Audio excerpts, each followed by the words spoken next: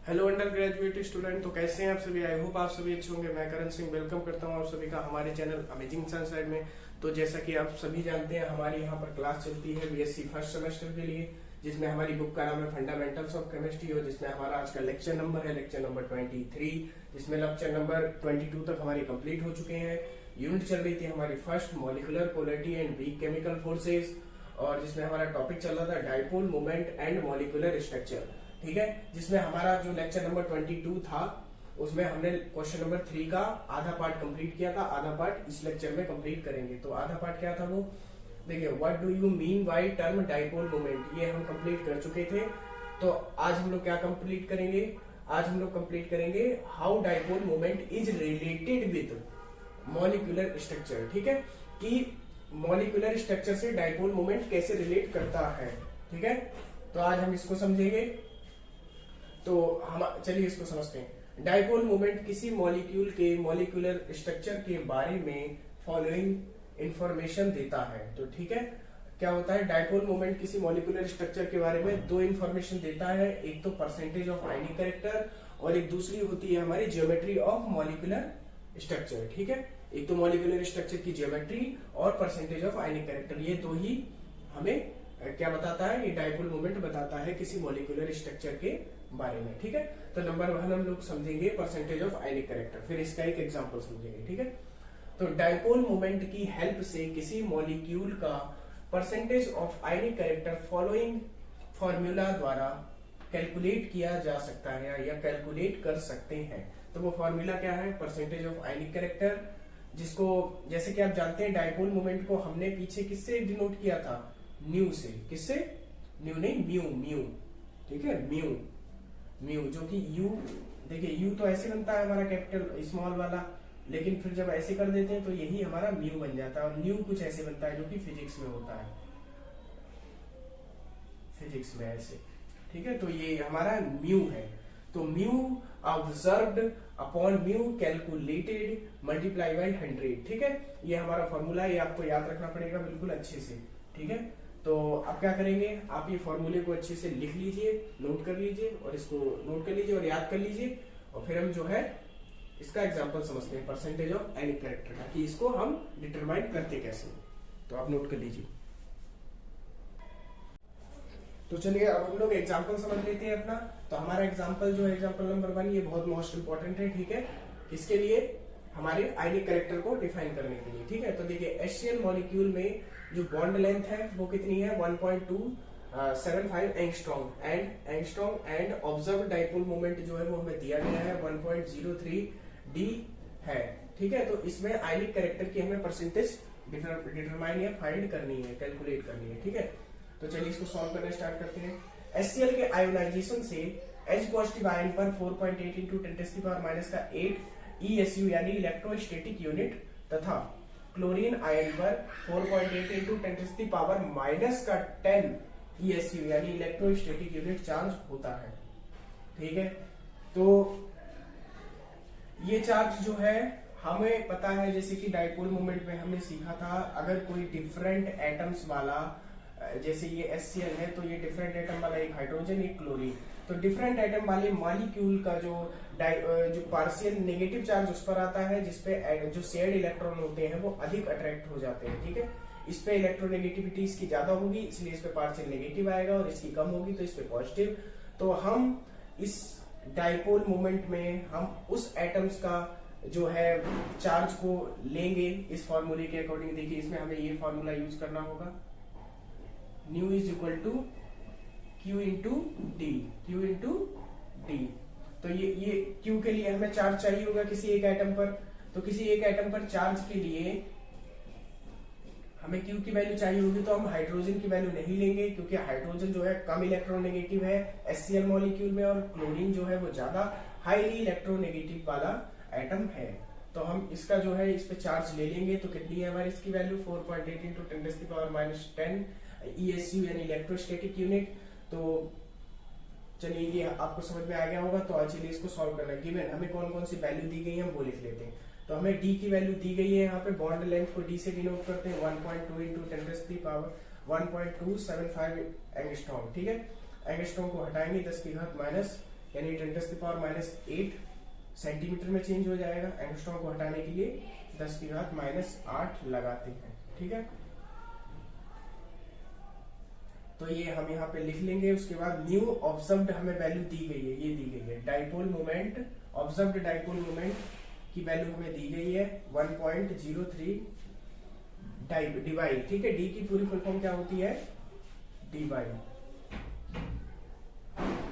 ठीक है।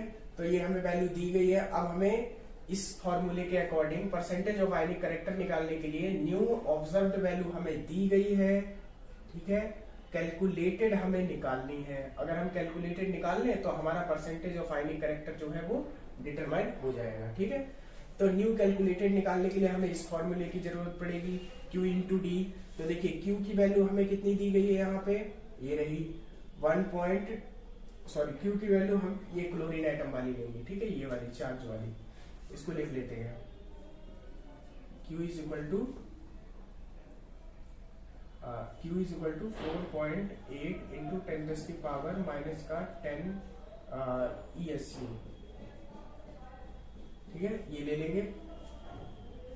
तो ये हमारी वैल्यू हो गई। तो अब हम इसको क्या करेंगे, Q की वैल्यू यहाँ पे रख दी हमने 4.8 इंटू 10⁻⁻10 ESU यानी electrostatic unit multiply by D की वैल्यू हमें यहाँ पे दी गई है, देखिए, जिसे हमने अभी सेंटीमीटर में चेंज किया है एंगस्ट्रॉम से, 1.275 इंटू 10⁻⁻8 सेंटीमीटर। तो देखिए इलेक्ट्रोस्टैटिक यूनिट एंड सेंटीमीटर, ठीक है, दोनों मिलके क्या बनाएंगे, दोनों जब यूनिट इनकी मल्टीप्लाई होगी तो हमारा इतना आएगा 6.12 इंटू 10⁻⁻18, क्योंकि आपको पता है मल्टीप्लाई में जो पावर्स होती हैं वो ऐड हो जाती हैं, ठीक है। तो माइनस माइनस प्लस हो गया, तो 18 ESU सेंटीमीटर, इसको हटाएंगे तो हमारी जो आप जानते हैं इसका क्या होता है, एक ये डी होता है इसका यूनिट, डी इसकी यूनिट होती है। तो न्यू कैलकुलेटेड हमारा कितना आ गया 6.12 डिवाई, ठीक है, ये आ गई। तो ये आपको अच्छे से समझ में आ गया होगा। अब हम इसका परसेंटेज ऑफ आयनिक करेक्टर निकालेंगे। तो हम साइड में लिख लेते हैं हमें दो वैल्यू कौन सी जरूरत पड़ेगी और फिर इसको इरेज भी कर देते हैं, ठीक है। तो चलिए इसको इरेज कर देते हैं। हमें दो वैल्यू की जरूरत पड़ेगी, एक तो 6.12 डिवाई जो कि म्यू कैलकुलेटेड है, और न्यू ऑब्जर्व्ड की वैल्यू कितनी है 1.03, न्यू ऑब्जर्व्ड की वैल्यू कितनी है 1.003 डी। बाकी इरेज कर देते हैं, ठीक है। आप इसको नोट कर लेना, स्क्रीन पॉज करके या फिर वीडियो पॉज करके या फिर स्क्रीनशॉट ले लीजिएगा, इसको समझते हैं। देखिए तो हमारा फार्मूला क्या दिया गया है, percentage of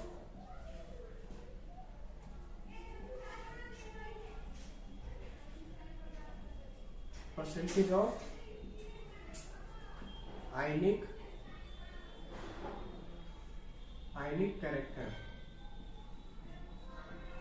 percentage of ionic character हमारा क्या होगा, देखिए न्यू ऑब्जर्व्ड की वैल्यू कितनी है, न्यू ऑब्जर्व्ड वैल्यू हमें पहले से दी गई थी, ठीक है,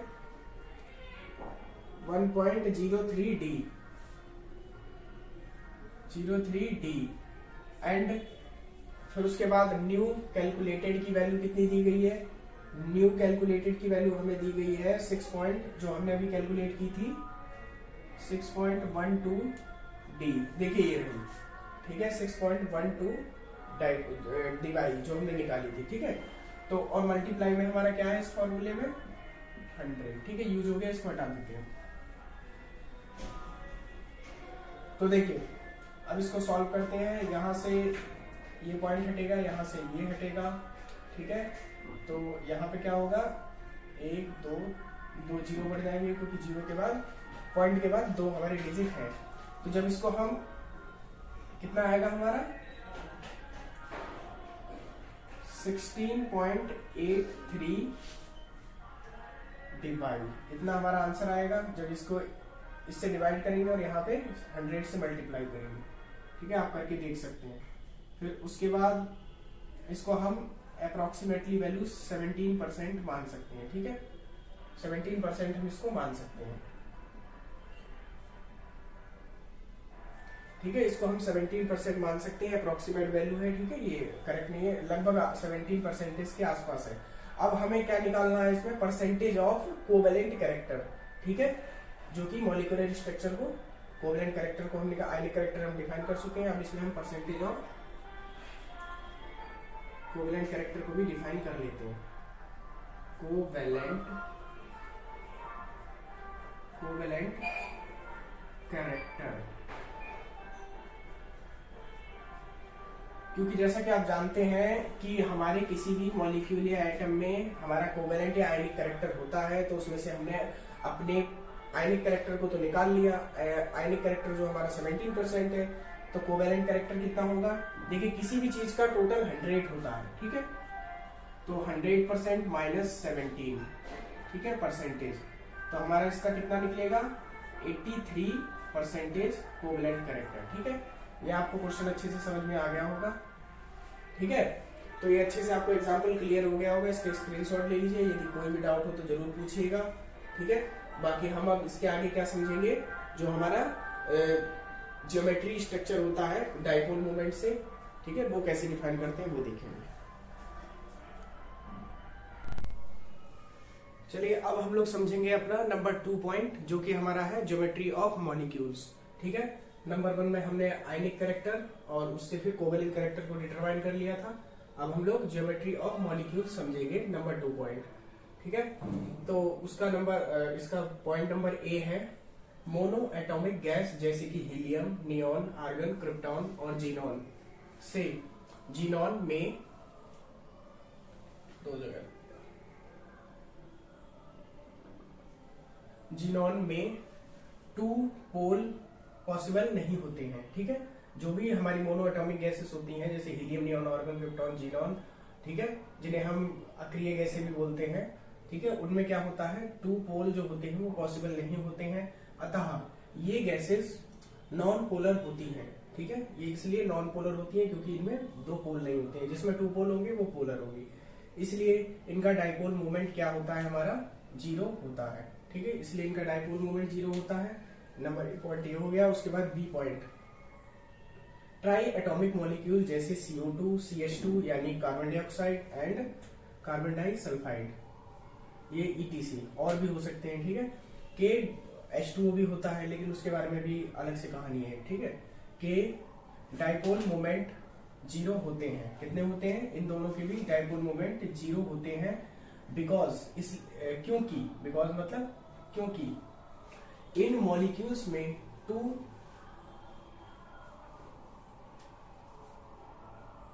movement equal but opposite direction में वर्क करते हैं। 2 डाइपोल मोमेंट, कैसे, डाइपोल मोमेंट, ठीक है, ये समझ लीजिए, यहाँ पे डाइपोल लिखना है, ठीक है। 2 dipole moment equal but opposite direction में वर्क करते हैं, जिससे इनका टोटल डाइपोल मोमेंट जो है वो क्या हो जाता है 0 हो जाता है।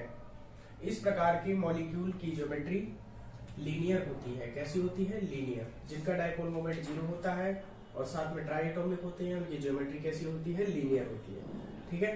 तो पहला हमने ये वाला मॉलिक्यूल ले लिया CO2, जिसमें एक सेंट्रल एटम C है और उससे 2 ऑक्सीजन एटम जो है वो डबल बॉन्ड के द्वारा जुड़े हुए हैं, ठीक है, और ये ट्राई एटॉमिक है क्योंकि इसमें 3 एटम, जिसमें 3 एटम वो ट्राई एटॉमिक, जिसमें और ये मोनो एटॉमिक होते हैं, ठीक है। तो देखिए कार्बन से 2 ऑक्सीजन जुड़े हैं, एक कार्बन 2 ऑक्सीजन ट्राई एटॉमिक, एक carbon 2 sulphur try atomic, linear geometry है, इनका डाइपोल मोमेंट दोनों का 0 है, इसे न्यू से डिनोट या म्यू से डिनोट करते हैं, जिनका डाइपोल मोमेंट 0 है, ठीक है। डी इनकी यूनिट होती है जिसे डीवाई बोलते हैं, समझ में आ गया होगा आपको।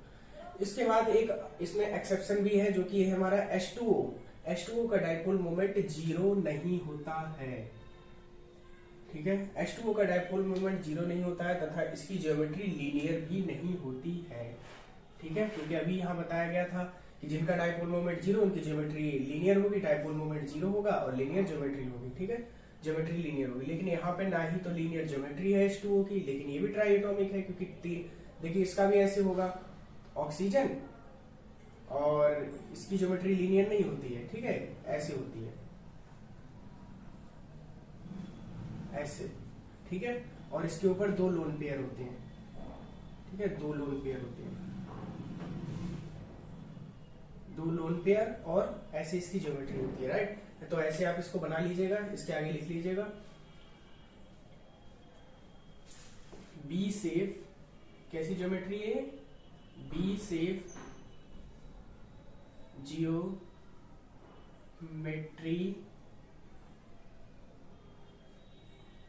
ज्योमेट्री ऑफ H2O मॉलिक्यूल, ठीक है। H2O मॉलिक्यूल ये लिख लीजिएगा, be safe geometry of H2O molecule, ठीक है। तो ये इसके नीचे चित्र बनेगा, ये वाला जो डायग्राम मैंने बनाया नीचे बनेगा। क्या है, H2O मॉलिक्यूल का डायपोल मोमेंट 0 नहीं होता है तथा इसकी ज्योमेट्री लीनियर नहीं होती है, अतः इसके डायपोल मोमेंट की वैल्यू कितनी होती है, 1.85 डिवाई यानी डी। तो इसके डायपोल मोमेंट को हम कुछ ऐसे लिखेंगे 1.85 डिवाई, ठीक है, 85 डिवाई, ठीक है। इसको ऐसे लिख लीजिएगा तथा इसकी जो ज्योमेट्री है वो कैसी होती है, हमारी बी शेप होती है, ठीक है। अब आगे समझेंगे, सी पॉइंट आएगा, डी आएगा, ई आएगा, बस वही फाइनल हो जाएगा, ठीक है। क्योंकि इसमें सिस ट्रांस भी समझनी होंगी हमको और उसके बाद ऑर्थो पैरा पोजीशंस भी समझनी होंगी जो कि बेंजीन रिंग में होती हैं, ठीक है। तो आप इसको नोट कर लीजिए, मैं स्क्रीन छोड़ देता हूँ।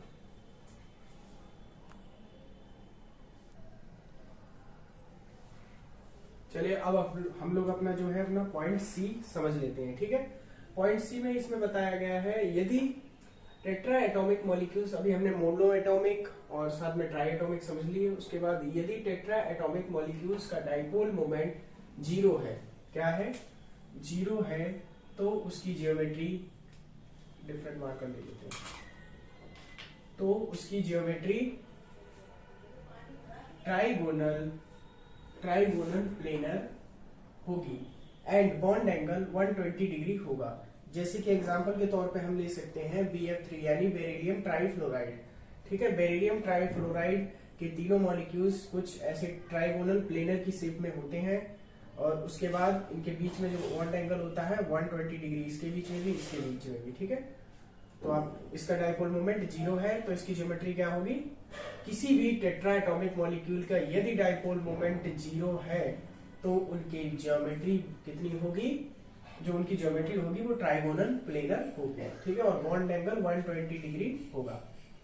यदि टेट्रा एटॉमिक मॉलिक्यूल्स का डाइपोल मोमेंट 0 नहीं है, क्या नहीं है, 0 नहीं है, तो इसकी ज्योमेट्री ट्राइगोनल प्लेनर नहीं होगी, ठीक है। जैसे NH3 मॉलिक्यूल का डाइपोल मोमेंट 1.49 डिवाई होता है तथा इसकी ज्योमेट्री पिरामिडल होगी, मतलब होती है, ठीक है।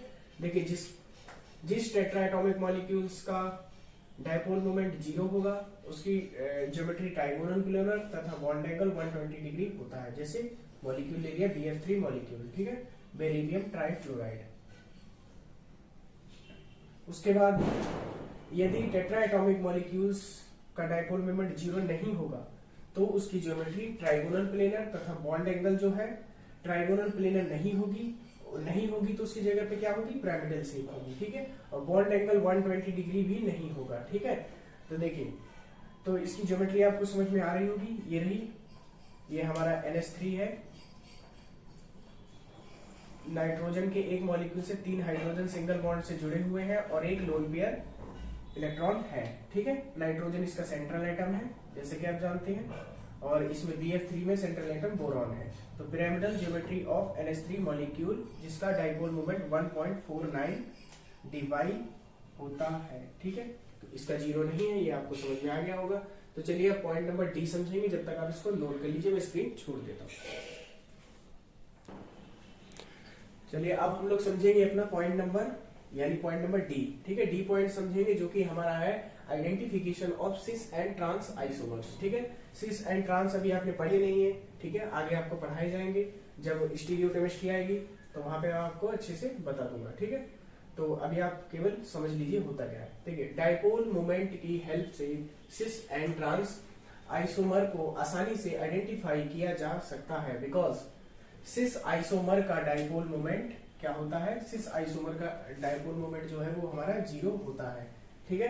तो उसमें हमने एग्जांपल लिया है malic acid, and fumaric acid, जिसका फॉर्मूला क्या होता है, जिसका फॉर्मूला होता है C4H4 और उसके बाद O4, ठीक है, C4H4 और उसके बाद O4, ये इसका फॉर्मूला होता है। आप देख सकते हैं C4 1 2 3 4, उसके बाद हाइड्रोजन भी 4 1 2 3 4, उसके बाद ऑक्सीजन भी 4 1 2 3 4, और वही सेम है। सिस क्या होता है, सिस में देखिए दोनों COOH ग्रुप एक तरफ है, दोनों हाइड्रोजन कार्बन से एक तरफ है, तो ये सिस फॉर्म हो गई। ट्रांस में क्या होता है, दोनों एक दूसरे से क्या होते हैं, अपोजिट साइड में होते हैं।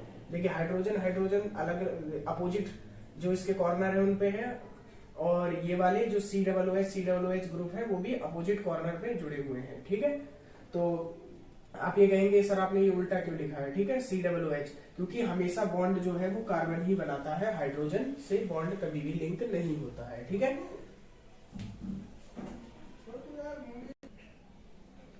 तो देखिए आप लोग, ये जो था ये मैलेइक एसिड है जो सिस फॉर्म है, ठीक है। मैलेइक एसिड जो है वो इसकी इस फॉर्मूले की C4H4O4, ये इसका मॉलिक्यूलर फॉर्मूला है। Maleic acid and fumaric acid का जो हमारा फॉर्मूला है, केमिकल फॉर्मूला, वो सेम रहता है, लेकिन जब इसको हम स्ट्रक्चर फॉर्म में लिखते हैं तो ये डिफरेंट हो जाता है। देखिए जो हमारा फ्यूमेरिक एसिड होगा उसका भी फॉर्मूला यही है, बट इसमें ट्रांसपोजिशन पर दोनों COOH ग्रुप लगे होते हैं, ठीक है। और जो हमारा मैलेइक एसिड है, मैलेइक एसिड उसकी क्या होता है, उसकी सिस पोजीशन पर दोनों हमारे COOH ग्रुप लिंक होते हैं, ठीक है।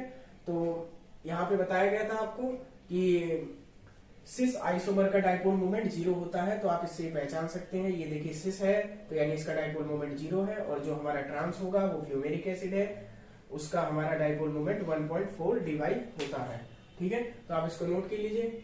अब जो है हम लोग नेक्स्ट समझेंगे हमारा ऑर्थोपेरा पोजीशन, आइडेंटिफिकेशन ऑफ ऑर्थोपेरा पोजीशन, ठीक है, जो कि बेंजीन पर होती है। तो आप लोग इसको नोट कर लीजिए। चलिए अब हम लोग समझ लेते हैं अपना आखिरी पॉइंट, ई पॉइंट, ठीक है। ये 2 जो था हमारा ज्योमेट्री ऑफ मॉलिक्यूल्स, उसका लास्ट पॉइंट है ई, जो कि है identification of ortho, Meta and para isomers, ठीक है। बेंजीन होता है, बेंजीन देखिए ये रही बेंजीन रिंग, इसके 3 पोजीशंस होती हैं, एक ऑर्थो होती है, एक मेटा होती है और एक पैरा कंडीशन होती है, ठीक है। 3 कंडीशंस इसकी पॉसिबल हो सकती हैं। तो चलिए इसको समझते हैं। डाइपोल मोमेंट की हेल्प से हम ortho, Meta and para isomers को आइडेंटिफाई कर सकते हैं। एक तो हम ऑर्थो को, मेटा को एंड पैरा आइसोमर्स को आइडेंटिफाई कर सकते हैं, ठीक है, किया जा सकता है या कर सकते हैं। बेंजीन पैरा, बिकॉज मतलब क्योंकि पैरा आइसोमर का डाइपोल मोमेंट जो होता है वो 0 होता है, जबकि ऑर्थो आइसोमर का डाइपोल मोमेंट पैरा आइसोमर के डाइपोल मोमेंट से अधिक होता है। क्योंकि एग्जांपल, जैसे कि हमारा एग्जांपल दिया गया है डाइक्लोरोबेंजीन, तो डाइक्लोरोबेंजीन के 3 आइसोमर्स पॉसिबल हैं जिनके डाइपोल मोमेंट डिफरेंट होते हैं। देखिए ये होगी बेंजीन रिंग, जिसमें ये ऑर्थो पोजीशन होती है, ये हमारी पैरा होती है और ये वाली हमारी मेटा होती है, ठीक है। तो 3 पोजीशन होती है, ऑर्थो, पैरा, मेटा, ठीक है। तो देखिए ऑर्थो, मेटा, पैरा, तो ये ऑर्थो पर पोजीशन पर है। देखिए ये ऑर्थो पोजीशन पर क्लोरीन जुड़ा हुआ है और 2 क्लोरीन है, तो हमारा इसका नाम क्या होगा, ऑर्थो डाइक्लोरोबेंजीन, ठीक है। डाइक्लोरोबेंजीन के ये है ortho, Meta and para.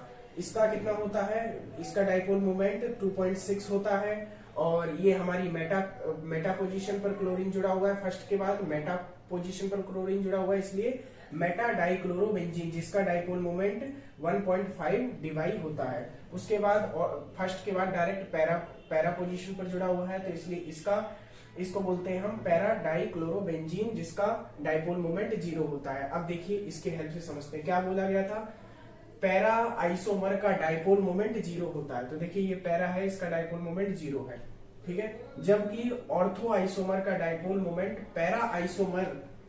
Ortho isomer का डाइपोल मोमेंट पैरा आइसोमर के डाइपोल मोमेंट से अधिक होता है। ऑर्थो का जो है वो मेटा से अधिक होता है, यहाँ पे मेटा लिखा जाएगा, ठीक है। क्या लिखा जाएगा यहाँ पे, मेटा, ठीक है, यहाँ पे मेटा लिखा जाएगा। तो क्या होगा, जबकि ऑर्थो आइसोमर का डाइपोल मोमेंट, ऑर्थो आइसोमर का ये है ना ऑर्थो आइसोमर का डाइपोल मोमेंट मेटा आइसोमर के डाइपोल मोमेंट से अधिक होगा। तो देखिए ऑर्थो का 1.5 है, सॉरी मेटा का 1.5 है और ऑर्थो का उससे अधिक है। ठीक है, डेफिनेशन सेटिस्फाई हो गई होगी, आपको समझ में आ गया होगा। सबसे कम किसका होता है, हमारे पैरा का, जो कि 0 होता है, लिखा गया है। उससे कम हमारा मेटा का होता है और सबसे ज्यादा डाइपोल मोमेंट हमारा ऑर्थो डाइक्लोरोबेंजीन का होता है। ठीक है, तो आज के लेक्चर में हम लोग इतना ही रखते हैं। आशा करते हैं आपको अच्छे से समझ में आ गया हो। कोई भी क्वेरी हो, कोई भी डाउट हो तो कमेंट सेक्शन में जरूर बताइए और हमारे वीडियो को ज्यादा से ज्यादा शेयर कीजिए। तो चलिए मिलते हैं आपसे फिर एक नेक्स्ट लेक्चर में, एक नेक्स्ट वीडियो में, एक नेक्स्ट टॉपिक के साथ इसी चैप्टर के। तब तक के लिए स्वस्थ रहिए। Have a nice day. Thank you and जय हिंद।